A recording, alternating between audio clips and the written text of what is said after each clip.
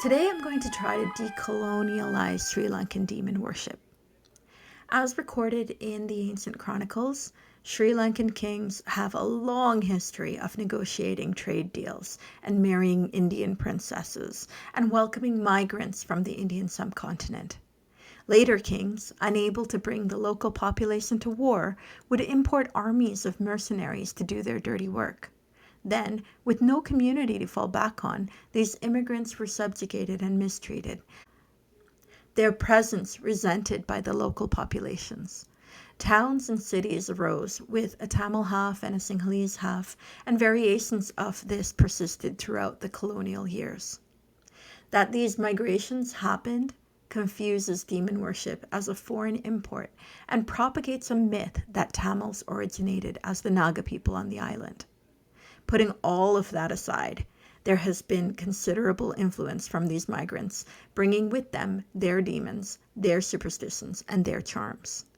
You see, as of 1866, more than 7/8 of the charms or spells belonging to the Sinhalese necromancy were in the Tamil language. Keep in mind, the last kings of Sri Lanka were Buddhist of Tamil origin. There's a ton of overlap between these two cultures that has been erased by the more recent civil war. But I'm more interested in ancient history. The chronicles of Sri Lanka speak of the Buddha visiting Sri Lanka 3 times. One of those times was to dispel or evict the Yaksha population. Perhaps he was giving them notice, because the Buddha's teachings didn't officially arrive in Sri Lanka until the reign of King Devanampiyadissa, who reigned in 307 BCE, a full 236 years after the Buddha's death. When Buddhism did arrive to the island, it was said to have been embraced by its people, who were most likely already under Buddhist cultural and societal influence. So let's look at historical records spanning from the 1600s through to the 1800s. Author and Captain Robert Knox was held captive in uncolonialized parts of Sri Lanka against his will in the late 1600s. From his writings, he illustrates Portuguese and some Christian cultural influence on the island, despite only the coastal areas being exposed to foreigners. On escaping, he wrote an historical relation of the island Ceylon in the East Indies, and his account of the captivity of Captain Robert Knox and other Englishmen in the island of Ceylon. One book served as a dossier, helping the later British invasion of Sri Lanka, while the other served to inspire Daniel Defoe's Robinson Crusoe. Knox's description of demonism in Ceylon is cited as being no different from De Silva's description 200 years later in On Demonology and Witchcraft of Ceylon, published in 1866. Looking at recent research papers on demonism in Sri Lanka, demonology and witchcraft continues as a fixed component of society. To which my mother would say, "We do not worship demons." True, we do not. Demons from a Christian perspective are not the same as the supernatural spirits from a Buddhist perspective. These are spirits that can be malicious or good depending on circumstance. These spirits are also subject to a higher authority, giving them rules to follow and permission to wreak havoc on the humans. The term witchcraft in the West is unrecognizable in Sri Lankan circles. Instead, we know of demonism and the more recent Hinduism, Capuism, and Grahaism. Not every Buddhist can follow the Eightfold Path and live a virtuous and fruitful life. Humans are human. Life is messy. Not everyone can be a billionaire. The scholars who write about Sri Lankan demonology and witchcraft describe these 3 sub-religions as a Buddhist's way of affecting their health, prosperity, and relationships. More recent studies find that practice of these sub-religions is not limited to Buddhists. All Sri Lankans, whether Christian, Muslim, Hindu, they may dip their fingers here. Buddhists don't worship the Buddha the way Christians worship Jesus Christ. In the same way, we don't worship the gods or the Hinduism, Capuism, Grahaism I'm talking about. Why use the word worship? It's true we offer flowers, incense, prayers, but do we? If you translate any of the great blessings in Buddhism, you will hear a pattern.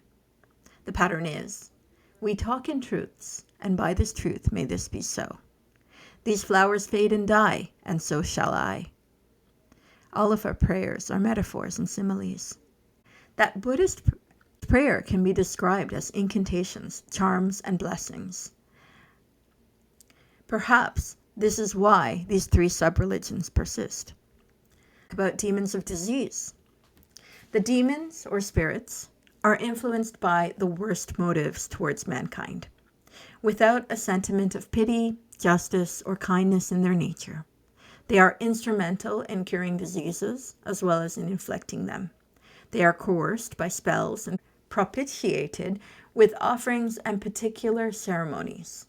They cannot affect the spiritual welfare of man in any way, but can only cause death at the most. A spirit is subject to death, like all beings recognized by Buddhism, though it might take them tens to 10,000s of years. There is no state of perpetual existence for any being.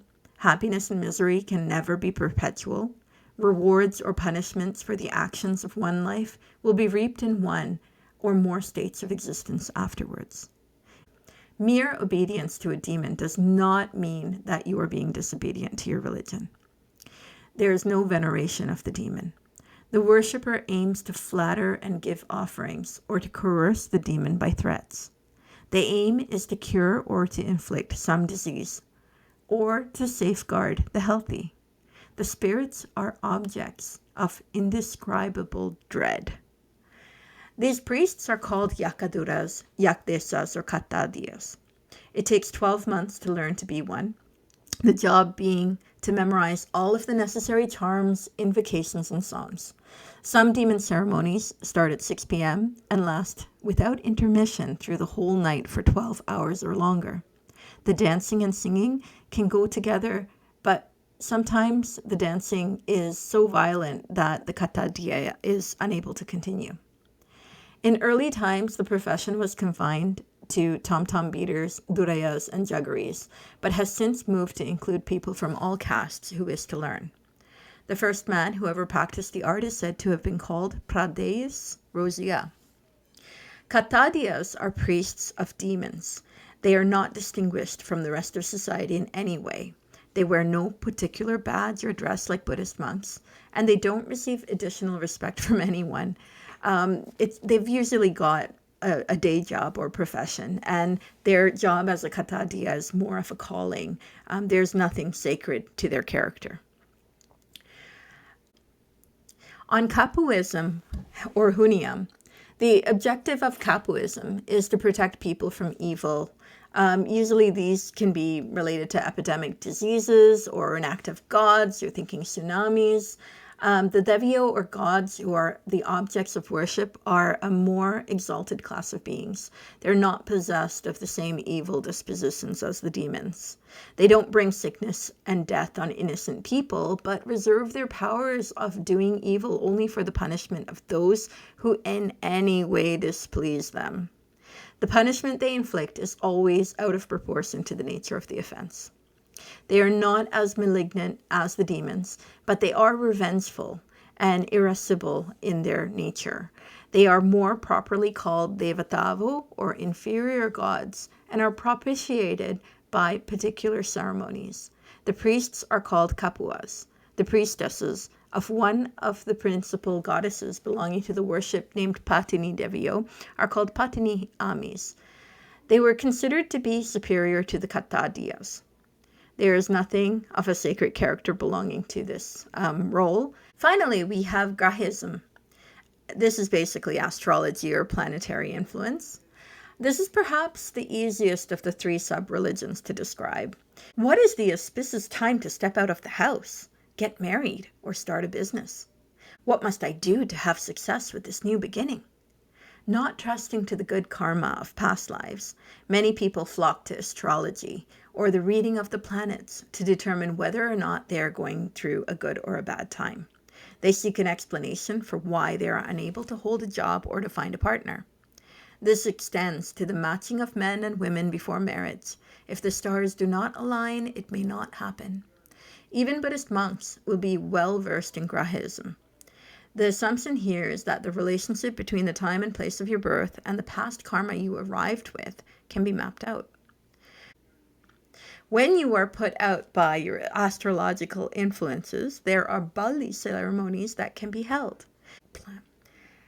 At the same time, gem merchants and jewelers will sell you Navagraha ring featuring 9 stones representing the 9 planets as a charm against bad planetary influences. During the reign of Sri Parakramabahu in 1410 AD, Sri Rahula Terunasa, a Buddhist priest who lived during that reign, reduced Grahaism to its present condition by teaching it to people of some of the lower castes. The title of Balikarya or Baledura is held by Beeravalayos or Tom-Tom bearers. So in conclusion, that's a bit of an introduction, and it sets the basis for my descriptions of demons and spirits and devyas to come.